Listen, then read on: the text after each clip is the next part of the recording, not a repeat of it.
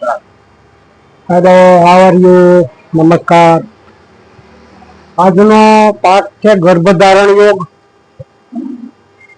આયુર્વેદની અંદર ગર્ભધારણના વિશે બહુ લાંબુ સંશોધન આપણા ઋષિ મુનિઓએ કરેલું છે. તો એમાંથી મેં આજે ગ્રંથોમાંથી એક ઉતારો કાઢીને આપના સમક્ષ રજૂ કરું છું.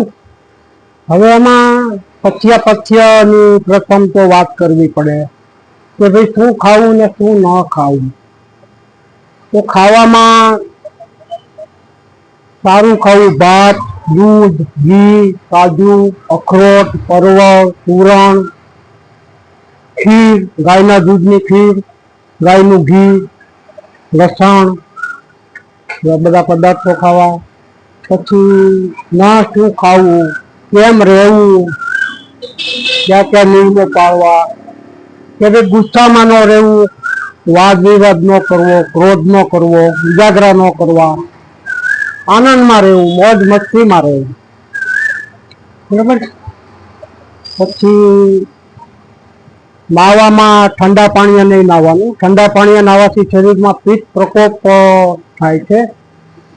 અને ઉફાળા પાણીએ નાહવું, અતિ ગરમ પાણીએ પણ ન નાહવું. પછી ના શું ખાવું, ખાટું ન ખાવું, વાસી ન ખાવું, આઠવેલું ન ખાવું, ઢોકળા, ખમણ, ઈદડા, કોઈ લીંબુના ફૂલ વાળું કે એને સાઇટ્રિક એસિડ કહેવાય, એવું બધું નહીં ખાવું. માટી ન ખાવી. ઘણી વાર બહેનો દીકરીઓ માટી ખાતી હોય છે, માટી ન ખવાય.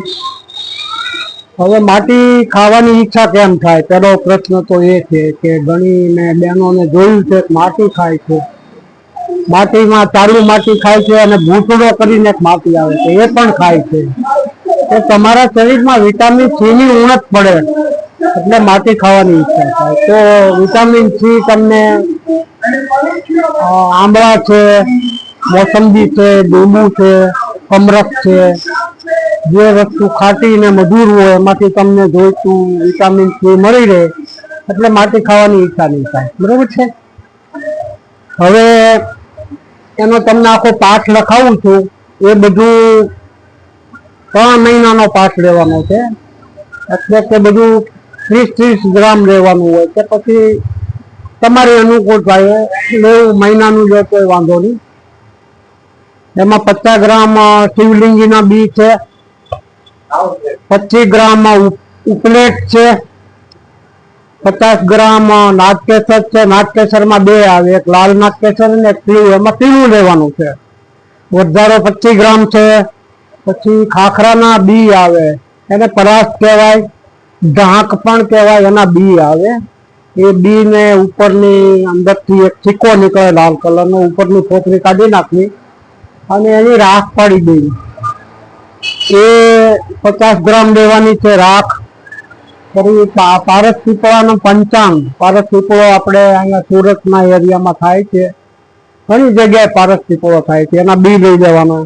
જીરું 50 ગ્રામ છે, વંશલેસન 20 ગ્રામ છે, બરોબર.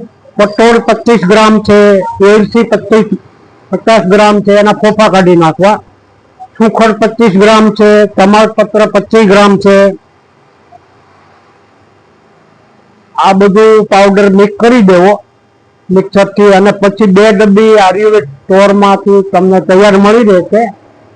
એક ડબ્બીનું નામ છે ગર્ભધારિણી વટી અને એક ગર્ભપાર રસ. આ બંને ડબ્બી પણ આ પાવડર સાથે મિક્સ કરી દેવી. 2 ડબ્બી લેવી અને મિક્સ કરી દેવી. આ બધું ભેગું કરી દેવું અને તમને અનુકૂળતા આવે એ પ્રમાણે અડધી ચમચી લેવાનું. તમને જો એવું લાગે કે દવા આવી તેવી લાગે તો અંદર 50% દળેલી સાકર ભેળવી દેવી અને 1 ચમચી લેવું. ને જો સાકર ન ભેળવી હોય તો અડધી ચમચી લેવું અને ઉપર સાકર વાળું ગાયનું દૂધ પીવું. એવો 3 મહિના તમે આ દવા લેશો એટલે તમને ગર્ભધારણ ખાવાની 100%ની આ આયુર્વેદ ગ્રંથોમાંથી તમને બાંયધરી આપવામાં આવે છે. મેં જે કાંઈ ઉતારો લીધો છે એ આ બધા માધવ નિદાન, આર્યભૂષક, હૃદય સ્થાન, એ બધા ગ્રંથોમાંથી મેં ઉતારો કાઢીને હું તમારા સમક્ષ રજૂ કર્યું છે ને. તો મિત્રો નમસ્કાર.